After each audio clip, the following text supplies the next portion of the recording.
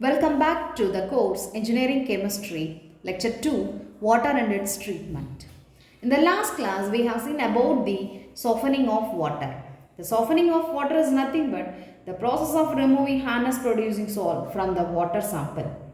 This softening of water can be done by two methods. One is internal treatment and another one is external treatment. In the internal treatment, the water is treated after taking into the boiler by adding chemicals directly to the boiler. In the external treatment, the water is treated before taking into the boiler. That is, the water is treated in the outside of the boiler sample. So, in the internal, let us see one by one. In the internal treatment or internal conditioning is nothing but the process of removal of scale forming substances which were not completely removed in the external treatment by adding chemicals directly into the boiler. The chemicals used for this purpose is known as boiler compounds. So the internal treatment can be done by different methods based on the chemicals added to the water sample. Carbonate conditioning, phosphate conditioning, colloidal conditioning, sodium aluminate conditioning and Colgan conditioning. In all this method, we are taking sodium salts as a softening agent. In the carbonate conditioning, for example, if your water sample containing calcium sulfate as a harness producing compound, when it is treated with sodium carbonate. So here the sodium carbonate is used as a softening agent. So the calcium sulfate is converted to calcium carbonate and sodium sulfate. We know that sodium sulfate is a soluble component. It does not produce any harness to your water sample.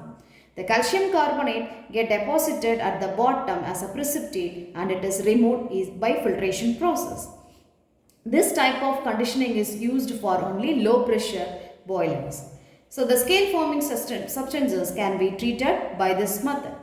And second one is phosphate conditioning. Usually the phosphate conditioning method, sodium phosphate is used as a softening agent. But in this way, based on the nature of our water sample, we are using three different type of phosphate. That is trisodium phosphate, sodium disodium hydrogen phosphate and sodium dihydrogen phosphates are used as a softening agent. So, but if your water sample is too alkaline and it is used for acidic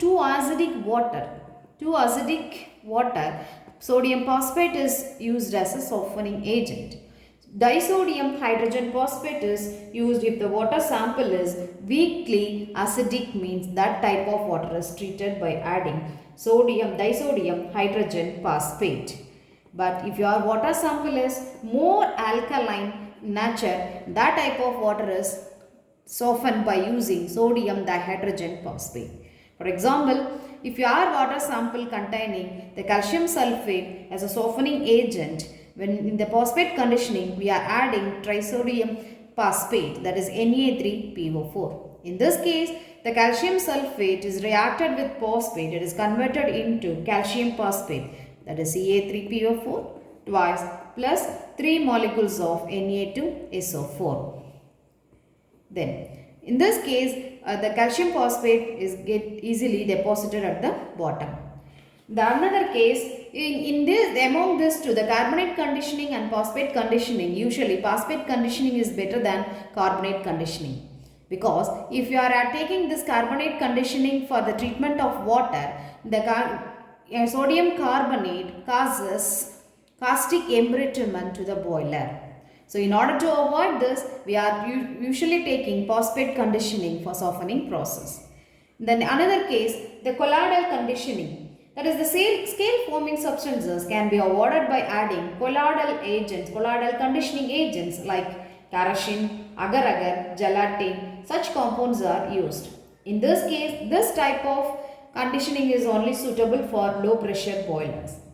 The colloidal substances usually get coated over the scale forming particles and converted them into non-adherent loosey precipitate, that is called sludge. So the sludges can be easily removed by blow down operation. The next one is sodium aluminate conditioning. In the sodium aluminate conditioning, we are using sodium aluminate as a softening agent. So like NaAlO2 is sodium aluminate. when it undergoes hydrolysis in boilers, it is converted to aluminium hydroxide precipitate and sodium hydroxide precipitate. So the sodium hydroxide formed during this reaction, it precipitates if any magnesium salt is present in our water sample, it does get converted into magnesium hydroxide. Then the gelatinous white precipitates of aluminium hydroxide and this magnesium hydroxide entrap the colloidal silica and finally divided particles or solid particles present in the water sample are settled down easily. So this can be removed easily by the blow down operation. The next one is Calgon conditioning. See, we know that Calgon is nothing but sodium hexametaphosphate, that is Na2, Na4, CO3, PO3 6 times. This is the sodium hexametaphosphate, that is nothing but Calgon. When your water sample containing calcium sulfate as a harness producing salt, this calcium sulfate react with the calgon. The calgon easily combine with calcium to form the soluble complex, that is Na2, Ca2, PO3 6 times. And byproduct is sodium sulfate. We know that sodium sulfate is easily soluble in water and this is also completely soluble in water. Here there is no formation of sludge. So the Calgon conditioning is always better than phosphate conditioning because in the phosphate conditioning the harness producing salts are converted as a sludge. So it need one process for the disposal of sludge. But in the case of Calgon conditioning, there is no disposal of sludge.